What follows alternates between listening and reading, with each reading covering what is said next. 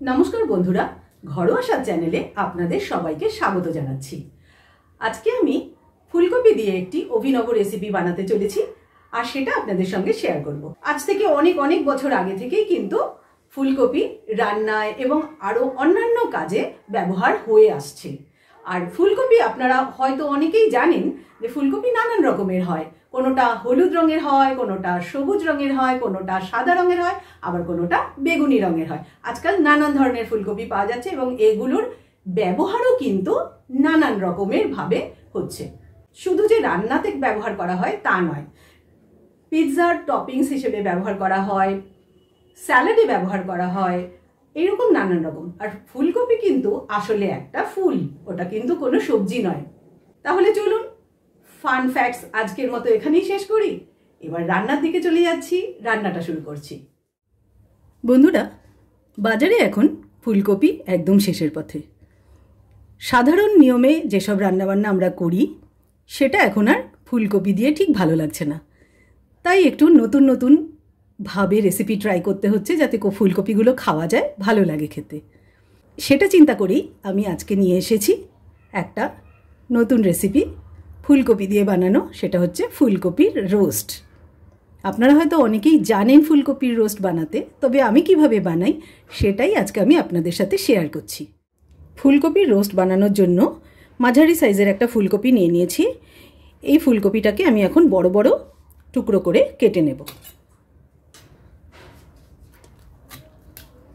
একদম গোটা গোটা ফুলগুলো রাখবেন, তাহলে কিন্তু রোস্ট খুব ভালো হয়, সুন্দর হয় দেখতে। ফুলকপিটা কেটে নিয়েছি, বেশ বড় বড় টুকরো করেছি, দেখতেই পাচ্ছেন। এবারে আমি এগুলোকে একটু ভালো করে পরিষ্কার জলে ধুয়ে নেব। ভালো করে একটু ধুয়ে নিতে হবে, যাতে এর মধ্যে কোনো খারাপ জিনিসপত্র যেমন পোকামাকড় থাকে, আরও অনেক কিছুই থাকে, সেগুলো একটু ভালো করে ধুয়ে নিতে হবে। 2-3 বার জল পাল্টে ধুয়ে নেবেন। কপি কেটে নেওয়ার পরে ওগুলোকে একটু হালকা গরম জলে ভাপিয়ে নিতে হবে। 3 থেকে 4 মিনিট ভাপালেই হয়ে যাবে। বসিয়ে দিয়েছি গ্যাসের ওপরে একটা কড়াই, আর তার মধ্যে গরম জল করে নিয়েছি। এবার আমি এর মধ্যে দিয়ে দিচ্ছি খুব সামান্যই গোটা গরম মশলা। এখানে দারচিনি দিলাম 3-4 টুকরো, 4টে এলাচ, ছোট এলাচ, আর দিলাম একটা তেজপাতা, আর কয়েকটা লবঙ্গ 3-4টে। আর এর মধ্যে দেব একটু সামান্য লবণ। লবণ দিলে কপির মধ্যে যদি কোনো পোকামাকড় থেকে থাকে তাহলে সেটা কিন্তু বেরিয়ে যাবে, পরিষ্কার হয়ে যাবে কপিটা। হয়ে গেল। এবারে আমি এর মধ্যে দিয়ে দিচ্ছি ধুয়ে রাখা কপির টুকরোগুলো।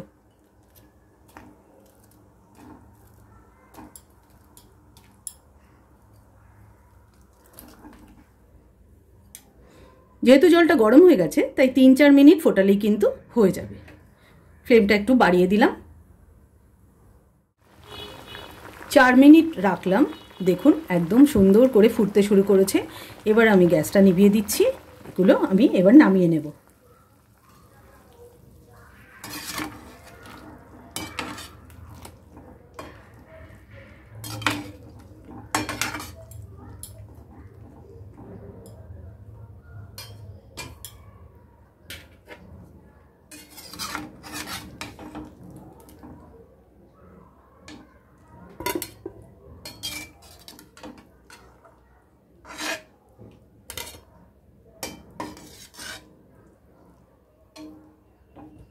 সব কপিগুলো নামিয়ে নিলাম। এবার কপিগুলো একটু হালকা করে ভেজে নেব।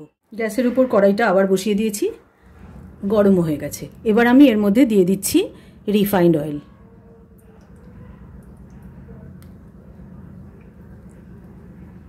টু টেবিল স্পুন মতো তেল দিলাম। এবার এর মধ্যে আমি কপিগুলো ছেড়ে দেবো।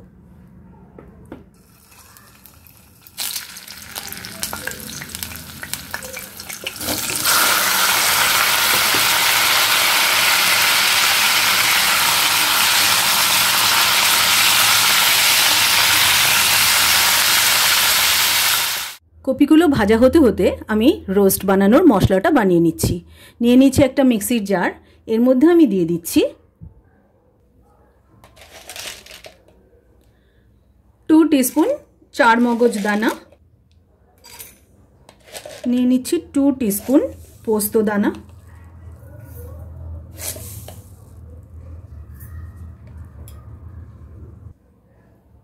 নিয়ে নিচ্ছি কাজু বাদাম, এখানে 8টা কাজু বাদাম আছে গোটা,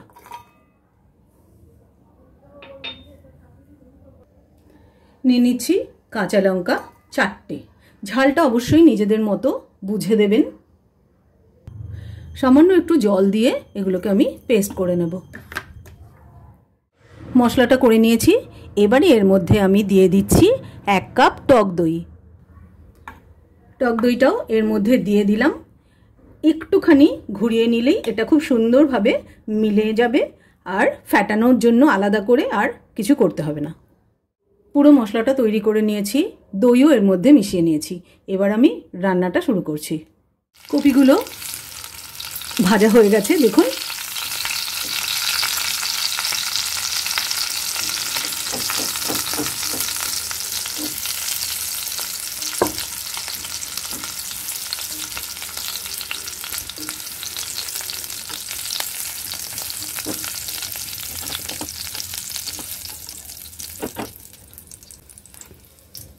বেশ হালকা হালকা লাল লাল করে ভাজা হলো, তুলে নিয়েছি। এবার এই কড়াইতেই আমি আবার রান্নাটা করব। 1 টেবিল স্পুন মতো তেল দিলাম আবার। তেলটা গরম হয়ে গেছে, এবার এর মধ্যে আমি কয়েকটা গোটা গরম মশলা দিয়ে দিচ্ছি। এখানে গোটা গরম মশলা রয়েছে 4টে এলাচ, ছোট এলাচ, একটা বড় এলাচ, 4টে লবঙ্গ, কিছু গোলমরিচ, এখানে 2 টুকরো জয়িত্রী, 3-4 টুকরো দারচিনি দিয়ে দিলাম।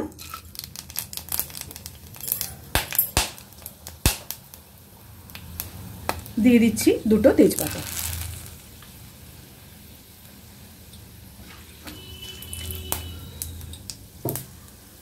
এবার দিচ্ছি গ্রেট করা আদা।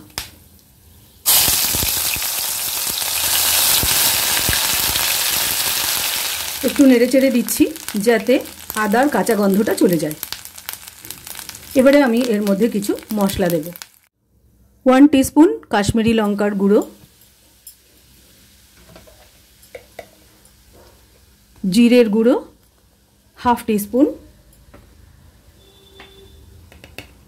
ধনের গুঁড়ো 1/2 টিস্পুন। এর মধ্যে দিয়ে দিচ্ছি স্বাদমতো লবণ। মশলা কষানোর সময় কিন্তু লবণ দিতে হয়। দিয়ে দিলাম লবণ। এবারে এর মধ্যে দিয়ে দেব সামান্য একটু জল।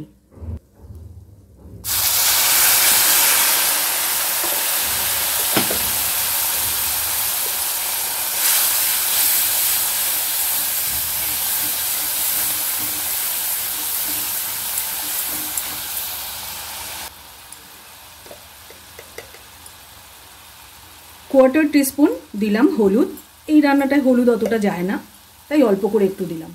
মশলা থেকে তেল ছাড়তে শুরু করেছে, এবার আমি দিয়ে দিচ্ছি এই কাজু বাদামের পেস্টটা। চারমগজ আছে, পোস্ত আছে, দই আছে, সবটা একসঙ্গে দিয়ে দিলাম।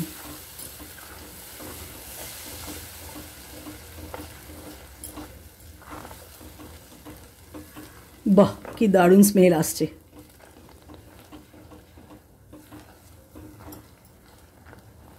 মিক্সির জারটা ধুয়ে একটু জল দিলাম।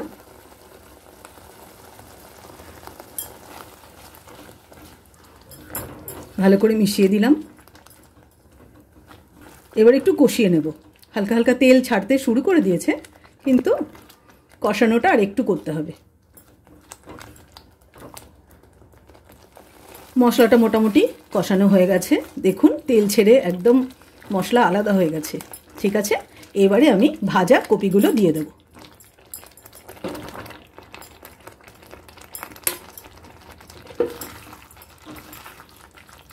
মশলার সঙ্গে কপিটা একটু ভালো করে কষিয়ে নেব।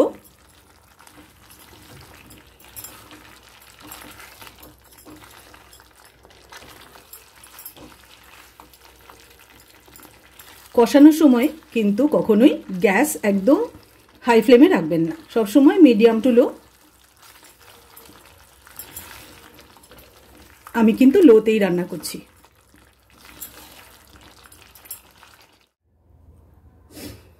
মশলা কষানো হয়ে গেছে, এবার আমি এর মধ্যে দিয়ে দিচ্ছি দুধ। একদম নর্মাল টেম্পারেচারে দুধ দিলাম। তবে দুধটা কিন্তু গ্রেভি কতটা রাখবেন তার উপর নির্ভর করছে, পরিমাণটা বুঝে দেবেন। এমনিতে এই রান্না কিন্তু সব কিছুর সঙ্গে খাওয়া যায়, রুটি, লুচি, পরোটা, পোলাও, ফ্রায়েড রাইস, সাদা ভাত, যে কোনো কিছুর সঙ্গেই এই রান্নাটা আপনারা খেতে পারেন। অসাধারণ লাগে এর টেস্ট, সব কিছুর সঙ্গে যায়। তবে যদি রুটি লুচির সঙ্গে খান তবে একটু শুকনো শুকনো বানাবেন, আবার যদি ভাত বা পোলাওয়ের সঙ্গে খান তাহলে একটু হালকা গ্রেভি রাখতে হবে, এই রকমভাবে বানাবেন। এইটা বেশিক্ষণ কিন্তু রাখা যাবে না, দুধ দেওয়ার পরে একটু ফুটে উঠলেই এটা রান্নাটা রেডি হয়ে যাবে। তাহলে বন্ধুরা, কেমন লাগছে আমার রান্নাগুলো? আজকের রান্নাটা যদি পছন্দ হয় তাহলে কিন্তু অবশ্যই মনে করে একটা লাইক দিয়ে দেবেন, আর বন্ধুদের সঙ্গে শেয়ারও করে দিতে পারেন, কারণ এই ধরনের রেসিপি সবার কাছে তো থাকে না, সবাই জানেও না। তো শেয়ার করে দিলে সকলেরই সুবিধে হবে এই ধরনের মুখরোচক আইটেম বানাতে। কারণ বাজারের শেষের দিকে কপিগুলো এমনি রান্নায় খুব একটা ভালো লাগে না, এইরকম নানান ধরনের বানালে তবেই কিন্তু সেটা খেতে ভালো হয়। ফুটতে শুরু করে দিয়েছে কপিগুলো। এবারে আমি এর মধ্যে একটু গরম মশলার গুঁড়ো দিয়ে দেব। 1/2 টিস্পুন গরম মশলার গুঁড়ো ছড়িয়ে দিলাম। দারুণ লোভনীয় হয়েছে কিন্তু দেখতে, তাই না? আমার রান্না যদি পছন্দ হয় তাহলে কিন্তু অবশ্যই আমার চ্যানেলটা সাবস্ক্রাইব করে আমার পাশে থাকবেন।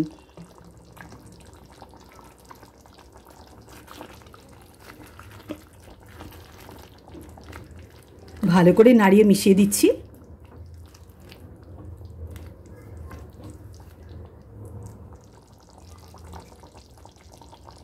রান্নাটা একদম রেডি হয়ে গেছে। এবারে আমি দিয়ে দিচ্ছি সামান্য ঘি।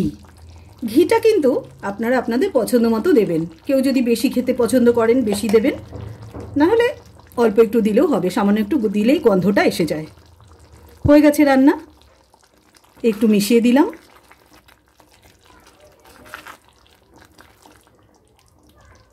এবারে গ্যাসটা নিভিয়ে দিলাম। গ্যাস নেবানোর পরে আমি এই কাঁচা লঙ্কাগুলো দিলাম, কারণ আগেই আমি কাঁচা লঙ্কা বেটে দিয়েছিলাম, পেস্ট বানিয়ে দিয়েছিলাম। এবারে এই কাঁচা লঙ্কাগুলো দিলাম। যদি কারোর এটা একটু অন্যরকম লাগে, টেস্টটা যদি আরেকটু ঝাল ঝাল খেতে চায় রান্নাটা, তবে এই লঙ্কাগুলো তার কাজে লাগবে।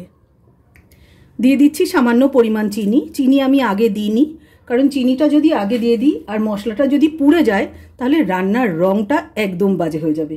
সেই জন্য আমি আগে কিন্তু চিনিটা দিইনি। চিনিটা এখন দিলাম, আর এটাকে একটু নাড়িয়ে দিলেই কিন্তু মোটামুটি মিশে যাবে পুরো রান্নাটায়। লাস্টে দিলাম বলে কোনো অসুবিধা কিন্তু হবে না। এবার একটু ঢাকা দিয়ে রেখে দেবো 10 minute standing time. 10 minute standing টাইমে রেখেছি। ঢাকনাটা সরিয়ে দেখছি কি অবস্থা। এই সময় কিন্তু একটু টেস্ট করে দেখে নেবেন, নুন, মিষ্টি, টক, যেহেতু আমরা টক দই দিয়েছি তাই একটু হালকা টক থাকতে পারে, সেগুলো একটু দেখে নেবেন। কখনো যদি কোনোটা কম বেশি লাগে এই পর্যায়ে কিন্তু আপনি সেটা মিশিয়ে নিতে পারেন, কোনো অসুবিধা নেই। রান্নাটা কিন্তু একদম কমপ্লিট হয়ে গেছে। কি কেমন হয়েছে দেখতে? দারুণ না? খেতেও কিন্তু খুবই সুন্দর হয় এই রেসিপিটা। অবশ্যই একবার ট্রাই করে দেখবেন, বিশেষ করে এই সময়ে যখন কিনা বাজারে কপিতে অতটা আর স্বাদ নেই। তাই স্বাদযুক্ত কপি বানানোর জন্য বা এই সময়ের কপি খেতে ভালো লাগার জন্য এই ধরনের নিত্য নতুন রেসিপি অবশ্যই ট্রাই করতে হবে, তাই না? তাহলে আর দেরি কিসের? এক্ষুনি বানিয়ে ফেলুন আর খান। গরম গরম ভাতের সঙ্গে, গরম গরম পরোটা বা লুচির সঙ্গে, গরম গরম পোলাওয়ের সঙ্গে, ফ্রাইড রাইসের সঙ্গে, যে কোনো কিছুর সঙ্গে গরম গরম এই রান্নাটা পরিবেশন করুন আর সবাইকে তাক লাগিয়ে দিন। আজকের ভিডিওটা এখানেই শেষ করলাম। নমস্কার, ধন্যবাদ।